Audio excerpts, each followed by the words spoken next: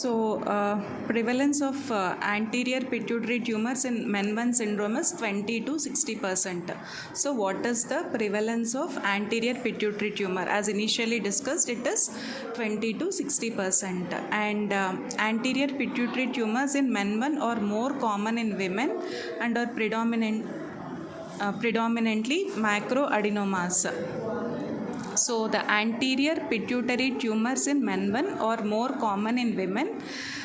These are predominantly macroadenomas. So the medical management of these pituitary tumors include cabergoline or bromocriptine. So what is the drug of choice for management of these pituitary tumors? These are nothing but cabergoline or bromocriptine. Cabergoline or bromocriptine in patients with prolactinoma. Octreotide or lanreotide are used in growth hormone producing tumors.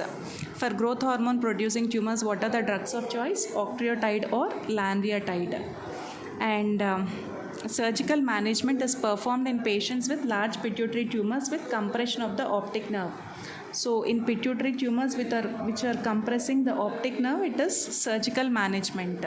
And tumors more than 1 centimeter or tumors which do not improve with medical management.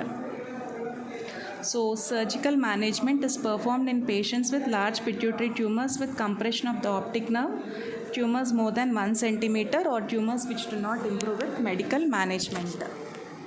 So coming to carcinoid tumors in MEN-1 patients. So carcinoid tumors in MEN-1 patients affect 3%. So what are the common sites of carcinoid in MEN-1 patients? So these are the gastrointestinal tract, bronchi, pancreas and thymus. So the common sites of carcinoid are gastrointestinal tract, bronchi, pancreas and thymus. So what are the drugs used in the treatment of these carcinoid tumors? These are nothing but octreotide or lanreotide. So they cause regression of the gastric carcinoid, octreotide or lanreotide. And bronchial carcinoid tumors are more common in women. So in women, which are the most common carcinoid tumors? These are the bronchial carcinoid tumors. And in men, which are the most common carcinoid tumors? In men, thymic carcinoid tumors are more common. And so which are the most aggressive carcinoid tumors in MEN-1 patients? So thymic carcinoids are aggressive in MEN-1 patients. So what are the carcinoid tumors which are aggressive in MEN-1 patients? So these are the thymic carcinoids which are aggressive in MEN-1 patients. So how to diagnose this carcinoid tumor? So we have to do either a CT scan or MRI scan every 1 to 2 years.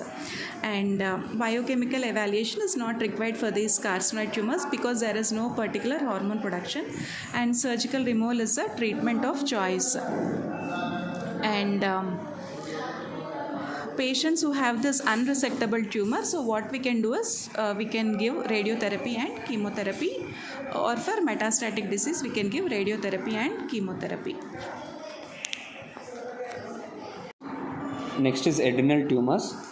Asymptomatic adrenal tumors occurs in 20 to 73% of the MEN-1 patients. So patients with MEN-1 have 20 to 73% risk of developing asymptomatic adrenal tumors, and there is more likelihood of hyperaldosteronism and adrenocortical cancer, and there is less likelihood of pheochromocytoma in MEN-1 patients. So in MEN-1 patients, they have more likelihood of hyperaldosteronism and adrenocortical cancer, but less likelihood of pheochromocytoma. And the incidence is 1% in MEN-1 patients, and it can increase up to 13% if the adrenal tumor is larger than 1 centimeter. So in patients with MEN-1, the incidence of adrenocortical cancer is approximately 1%, and it can increase up to 13% with an adrenal tumor larger than 1 centimeter. So the biochemical evaluation of adrenal tumors includes plasma-free metanephrines, 1 mg overnight dexamethasone suppression test, urine-free cortisol and evening salivary cortisol. So for biochemical evaluation of adrenal tumors, we need to do plasma-free metanephrines, 1 mg overnight dexamethasone suppression test, urine-free cortisol and evening salivary cortisol. And for diagnosing aldosteronoma, we need to do plasma renin, and aldosterone levels should be obtained. An increased aldosterone is to renin ratio of greater than 20, and an increase in urinary aldosterone secretion is a diagnostic of aldosteronoma. So for diagnosis of aldosteronoma, we need to obtain plasma renin and aldosterone levels. And an increased aldosterone is to renin ratio of more than 20, and an increase in urinary aldosterone secretion is diagnostic of aldosteronoma. And there is no consensus about the management of non-functioning adrenal tumors in MEN-1 patients. But due to the risk of increased adrenocortical cancer, the surgery is recommended if the tumor is more than 4 centimeters. So in patients with MEN-1, there is no consensus about the management of non-functioning adrenal tumors, but due to the increased risk of adrenocortical cancer, surgery is recommended if tumor is larger than 4 centimeters, or if the tumor is between 1 to 4 centimeters with measurable growth over the 6 months with suspicious radiological features. So cancer surgery is indicated in patients with a risk of adrenocortical cancer if the size of the tumor is more than 4 centimeters, or if it is between 1 to 4 centimeters with the measurable growth over the 6 months with suspicious radiological features. In coming to breast cancer is more common in female MEN-1 patients, and it can occur at an early age. So if breast cancer, if it is occurring in MEN-1 patients, it is more common in female MEN-1 patients and occurs at an the most frequent islet cell neoplasm is gastinoma. So what is the most frequent islet cell neoplasm? It is gastinoma. So what are the common sites of gastinomas in MEN-1? It is pancreatic or duodenal. Okay, what are the common sites of gastinomas in MEN-1? Pancreatic or duodenal, diagnosed in 3rd or 4th decade of life. So what is the age of diagnosis? 3rd or 4th decade of life.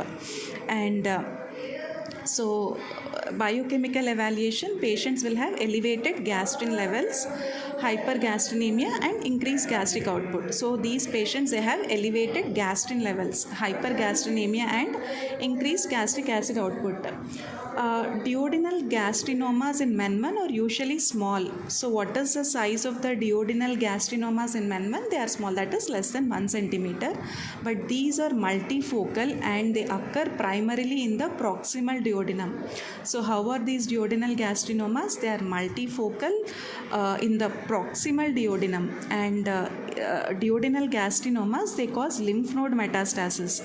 So what is the percent of these lymph node metastasis with this duodenal gastrinomas? It is 45 to 95% of both pancreatic and duodenal gastrinoma, with liver metastasis less common in duodenal neuroendocrine tumors. So liver metastasis is less common in which neuroendocrine tumors?